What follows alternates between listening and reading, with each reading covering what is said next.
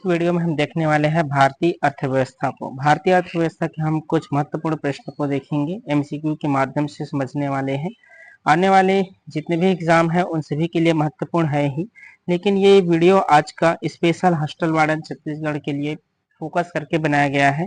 तो आप सभी जितने हॉस्टल वार्डन के आगामी प्रतियोगी परीक्षा देने वाले हैं वो सभी के लिए महत्वपूर्ण है, तो आप इसे अच्छे से पढ़ लीजिए।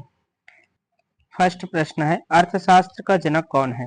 अर्थशास्त्र का जनक कौन है? ऑप्शन ए है Adam Smith, B Alfred Marshall, C V K Reddy और डी इनमें से कोई नहीं। तो इसका राइट आंसर हो जाएगा एडम स्मिथ। एडम स्मिथ अर्थशास्त्र के जनक माना जाता है, उनके पिता कहते हैं, तो याद रखेंगे एडम स्मिथ। भारत की अर्थव्यवस्था किस प्रकार की है? ठीक है, ऑप्शन दिया है मिश्रित अर्थव्यवस्था, पूंजीवादी अर्थव्यवस्था, समाजवादी अर्थव्यवस्था, उदारवादी अर्थव्यवस्था। तो इसका राइट आंसर हो जाएगा ए मिश्रित अर्थव्यवस्था। भारतीय अर्थव्यवस्था जो है मिश्रित अर्थव्यवस्था के रूप में अपनाया गया है। इसमें पूंजीवादी और समाजवादी दोनों का ही मिला जुला रूप हमें देखने को मिलते हैं। तो याद रखेंगे भारतीय अर्थव्यवस्था की प्रकृति मिश्रित प्रकृति है।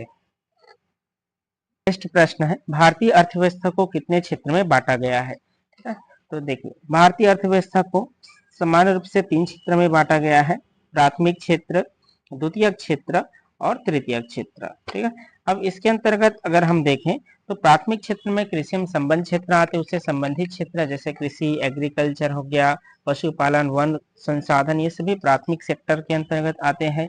द्वितीयक क्षेत्र में जैसे विनिर्माण, निर्माण, विद्युत, गैस, जलापूर्ति वगैरह और सेवा क्षेत्र। फिर थर्ड नंबर पे सेवा क्षेत्र। अगर इन सभी में अगर हम देखें कि इसका योगदान जो है इकोनॉमी में सर्वाधिक है, प्राथमिक, द्वितीयक और तृतीयक का, तो भारत में सर्वाधिक योगदान जो है तृतीयक क्षेत्र का है, इसे याद रखेंगे। सेवा क्षेत्र का सर्वाधिक योगदान आता है इकोनॉमी में। ठीक है, तो ये भी प्रश्न पूछे जाते हैं कि किसका सर्वाधिक योगदान है, तो सेवा क्षेत्र का है।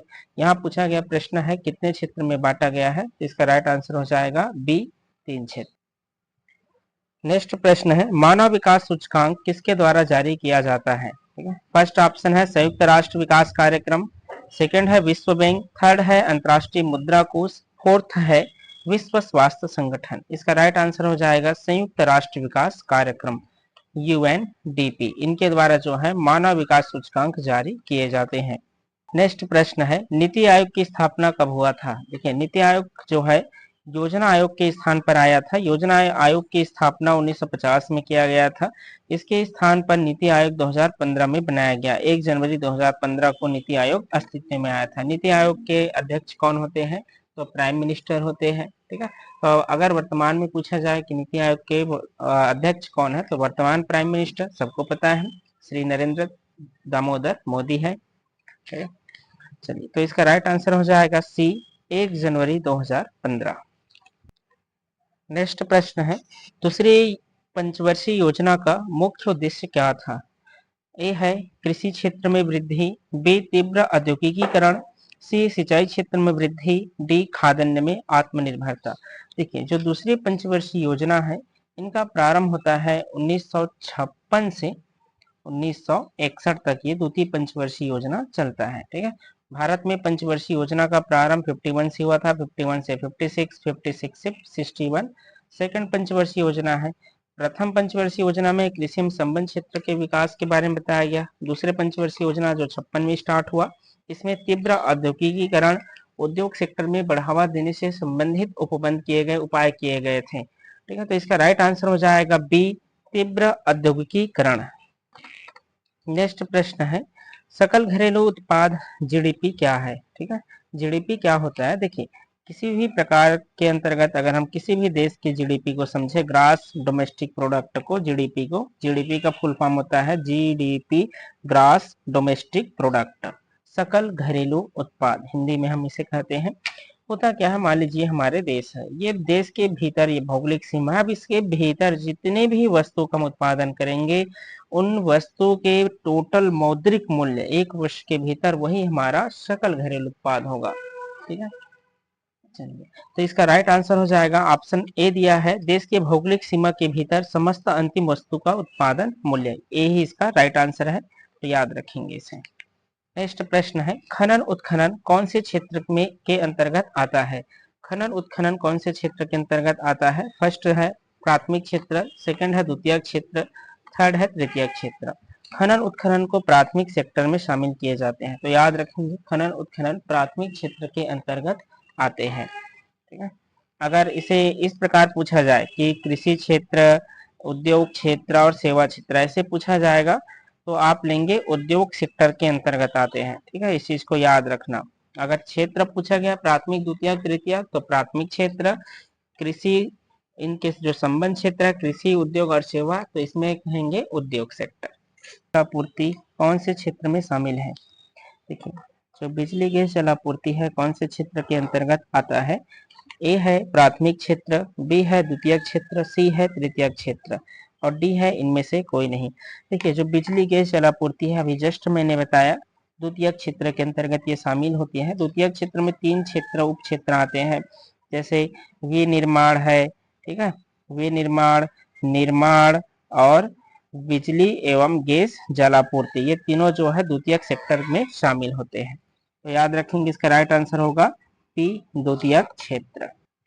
नेक्स्ट प्रश्न है गरीबी निर्धारण से संबंधित समिति कौन नहीं है? देखिए गरीबी निर्धारण का जो प्रारंभिक हम देखें तो उसमें पहले कैलोरी के माध्यम से मापन किया जाता था, बाद में से मासिक इनकम खर्च के आधार पर गरीबी रेखा का निर्धारण किया गया। अब वर्तमान में देखिए कि गरीबी का निर्धारण किस आधार पर किए गए हैं, तो जो खर्च के आधार पर है, जैसे कि सुरेश तेंदुलकर कमेटी ने शहरी गरीबी के लिए निर्धारित किया था 1000 रुपये मासिक खर्च होना चाहिए, श्री रंगराजन समिति ने 1400 रुपये। तो इन्हीं के संबंध में कमेटी बनाए गए थे, जिनमें C Rangarajan committee, Suresh Tendulkar committee, Lakdawala committee, ये सभी गरीबी निर्धारण से संबंधित कमेटी है। नरसिंह समिति ये जो है ये बैंकिंग सेक्टर में पुनर्गठन निर्माण से संबंधित आते हैं, तो ये बैंकिंग क्षेत्र से कमेटी है नरसिंह समिति। तो इसका राइट आंसर हो जाएगा, इसमें पूछा गया है नहीं है तो डी, नरसिंह समिति। नेक्स्ट प्रश्न है संरचनात्मक बेरोजगारी हमें दिखाई देता है, संरचनात्मक बेरोजगारी हमें किस क्षेत्र में दिखाई देता है? ए है कृषि क्षेत्र, बी है उद्योग क्षेत्र, सी है सेवा क्षेत्र, डी है उपयुक्त सभी क्षेत्र में। देखिए जो संरचनात्मक बेरोजगारी है पैसे की कमी की वजह से पैदा होते हैं, जिसे उद्योग सेक्टर में अधिकतर इस प्रकार की समस्या हमें देखने को मिलते हैं। तो जो संरचनात्मक बेरोजगारी है इंडस्ट्रियल एरिया उद्योग क्षेत्र से संबंधित है, इसी क्षेत्र में हमें अधिकतर दिखाई देता है, तो इसका राइट आंसर हो जाएगा बी, उद्योग क्षेत्र। नेक्स्ट प्रश्न है कपास के साथ भिंडी का खेती करना क्या कहलाता है? देखिए कपास के साथ जो भिंडी का खेती करते हैं, मतलब इसमें एक खेत है और इसी खेत में जब हम एक से अधिक बीज एक साथ लगाते हैं उस खेती को क्या कहते हैं, यही प्रश्न पूछा गया है। तो इसे अगर हम देखें जैसे 2 बीज अगर आप इस खेत में लगा रहे हैं तो इसे मिश्रित कृषि, मिश्रित सस्यन क्या कहेंगे, मिश्रित क्रॉपिंग, मिक्स क्रॉपिंग करना अर्थात मिश्रित सस्यन कहते हैं। मिश्रित कृषि अलग होता है, मिश्रित कृषि में कृषि कार्य के साथ पशुपालन भी होता है। ठीक है, तो याद रखना मिश्रित कृषि अलग होते हैं, मिश्रित सस्यन हो जाएगा एक ही खेत में एक से अधिक बीजों का छिड़काव एक साथ करना, मिश्रित सस्यन। पीली क्रांति किससे संबंधित है? पीली क्रांति किससे संबंधित है? ऑप्शन है कृषि उत्पादन, दूध उत्पादन, तिलहन उत्पादन, झींगा मछली उत्पादन। तो पीली क्रांति संबंध है सी, तिलहन उत्पादन से। तो याद रखना तिलहन उत्पादन। जैसे कृषि उत्पादन से संबंधित हरित क्रांति आता है, ये भी पूछे जाते हैं, हरित क्रांति भारत में कब प्रारंभ हुआ था, ऐसे भी प्रश्न बनते 1966 के अंतर्गत ये हरित क्रांति का दौर था। दूध उत्पादन के लिए भी एक क्रांति है जिसका नाम है श्वेत क्रांति, ये भी पूछे जाते हैं। नेक्स्ट प्रश्न है कृषिगत लागत एवं मूल्य आयोग की स्थापना कब हुआ था? ऑप्शन है 1965, 1955, 1968, 1985। इसका राइट आंसर हो जाएगा बी, 1965 में कृषिगत लागत एवं मूल्य आयोग की स्थापना किया गया था। जैसे आप सभी सुनते होंगे कि जो फसल है उनका खरीदी एक न्यूनतम समर्थन मूल्य पर होता है, ठीक है, तो एमएसपी जिसे हम कहते हैं मिनिमम सपोर्ट प्राइस के आधार पर होता है। इन सब का जो है सिफारिश कृषिगत लागत मूल्य आयोग द्वारा ही सरकार को किए जाते हैं। तो इसका प्रश्न बनते हैं, महत्वपूर्ण प्रश्न है ये, तो याद रखेंगे इसकी स्थापना डेट को 1965 को। भारत में स्थापित प्रथम बैंक कौन सा था? भारत में स्थापित प्रथम बैंक कौन सा था? तो इसके अंतर्गत राइट आंसर हो जाएगा C, bank of Hindustan. Bank of Hindustan Bharat में स्थापित प्रथम बैंक है। इसकी स्थापना अगर आप याद रखना चाहें तो रख सकते हैं 1770 में इसका स्थापना किया गया था। 1770 के अंतर्गत। भारतीय रिजर्व बैंक की स्थापना कब हुआ था? ए है 1934, बी 1935, सी 1948, डी 1949। देखिए, भारतीय रिजर्व बैंक बैंकों का बैंक के नाम से जाना जाता है। इसे हम आरबीआई के नाम से भी कहते हैं। नोटों का प्रचालन वगैरह करने का जो शक्ति है ये आरबीआई के पास ही है। वर्तमान में आरबीआई के गवर्नर शक्तिकांत दास है, ये सबको पता होगा। शक्तिकांत दास वर्तमान में आरबीआई के गवर्नर भी है। ठीक है, तो इसका गठन कब हुआ था? 1935 में। 1935 में आरबीआई की स्थापना किया गया था। इनके राष्ट्रीयकरण भी आप याद रख सकते हैं। राष्ट्रीयकरण कब किया गया? 1949 में। तो इसमें पूछा गया जो प्रश्न है इसका स्थापना है, तो राइट आंसर होगा बी 1935।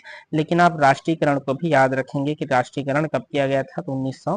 कृषि ग्रामीण विकास का राष्ट्रीय बैंक नाबार्ड का स्थापना कब हुआ था?